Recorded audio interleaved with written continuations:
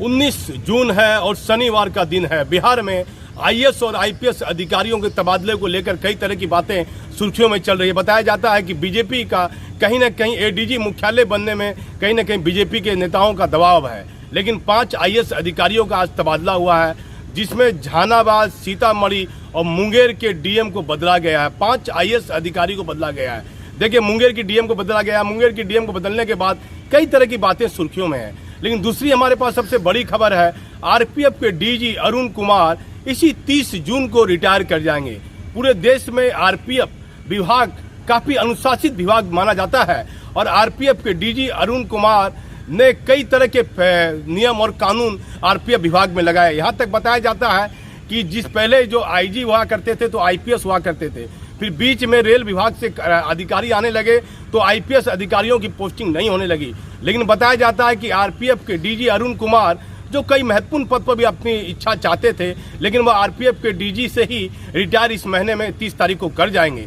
तो उन्होंने 6 आईपीएस अधिकारी का जो है नियम बना दिया है कि 6 आईपीएस अधिकारी रेलवे के आईजी के पोस्ट पर रह सकते हैं। ऐसे नियम में कुछ बदलाव करने की बात सामने आई है। लेकिन आरपीएफ के डीजी अरुण कुमार रिटायर कर जाएंगे। 3 आईपीएस अधिकारी का नाम काफी सुर्खियों में चल रहा है। एक आरके टंडन जो मध्य प्रदेश कैडर के आईपीएस अधिकारी हैं, बताया जाता है कि उनका भी नाम आरपीएफ डीजी में चल रहा है। दूसरे में सत्यनारायण प्रधान, एसएन प्रधान जो काफी सुर्खियों में है और वो झारखंड कैडर के आईपीएस अधिकारी हैं, उनका नाम 2 नंबर में। 3 नंबर में रेशमी शुक्ला जो महाराष्ट्र कैडर की आईपीएस अधिकारी है। 3 आईपीएस में देखिए, सत्यनारायण प्रधान की बात आप मानिए तो सत्यनारायण प्रधान के बारे में आपको महत्वपूर्ण जानकारी दे देता हूँ। कई आईपीएस रिटायर अधिकारियों ने मुझे बताया और कई जो महत्वपूर्ण पद पर केंद्र प्रतिनियुक्ति पर उन्होंने बताया कि सत्यनारायण प्रधान बहुत शांत स्वभाव के आईपीएस अधिकारी हैं। सत्यनारायण प्रधान ने आरा, नवादा और सीतामढ़ी में एसपी के पद पर सेवा बिहार में दी है। जब बिहार झारखंड अलग हो गया तो वह झारखंड में चले गए। झारखंड में आईजी प्रोविजनल और एडीजी अभियान में उन्होंने सेवा दी है। उसके बाद कुछ दिनों के लिए एलएलएम की पढ़ाई के लिए वह इंग्लैंड चले गए और उसके बाद जो है ज्वाइंट सेक्रेटरी के पद पर भारत सरकार में केंद्रीय पत्र में आए।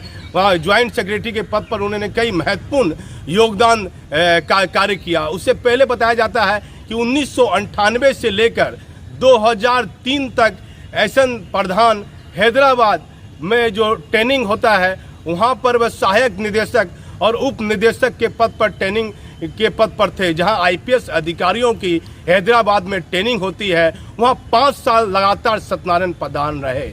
बताया जाता है देश के बड़े बड़े आईएएस और आईपीएस अधिकारी जो केंद्र प्रतिनियुक्ति पर अपनी सेवा दे रहे हैं, उनका कहना है कि सत्यनारायण प्रधान काफ़ी सुर्खियों में जब आए, जब कौन बनेगा करोड़पति में उनको रिक्वेस्ट करने के बाद बुलाया गया और उसमें जो 25 लाख रुपए की इनाम की राशि वह जीते, तो जो शहीद जो जवान जो सीमा पर शहीद हुए थे उसमें वीर सुरक्षा जो है फंड है भारत का, उसमें वो 25 लाख रुपया अपनी अनुदान राशि शहीदों के लिए उन्होंने दे दी।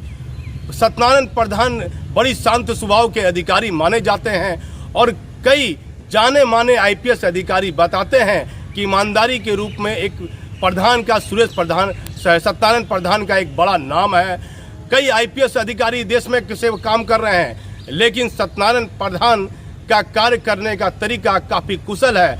जब 2019 में इनको एनडीआरएफ का डीजी बनाया गया और महाराष्ट्र में बाढ़ आई तो कई सैकड़ों लोगों की जान सत्यनारायण प्रधान साहब ने बचाई थी। लोग कहते हैं कि एनडीआरएफ के डीजी का बहुत महत्वपूर्ण रोल रहा था जब महाराष्ट्र में बाढ़ आई थी।